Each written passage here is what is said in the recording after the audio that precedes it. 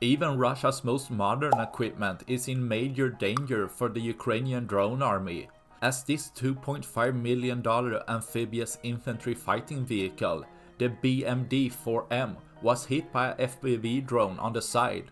As the warhead penetrated, causing the ammunition to detonate, the turret with every other part started flying away separately, leaving Russia's most modern BMD vehicle in small pieces. Showing the skills and danger the Ukrainian drone army poses onto the Russian equipment, taking out one after another, leaving one less for tomorrow. That's all I had for this video. Please like and subscribe for more. Thanks for watching. Bye.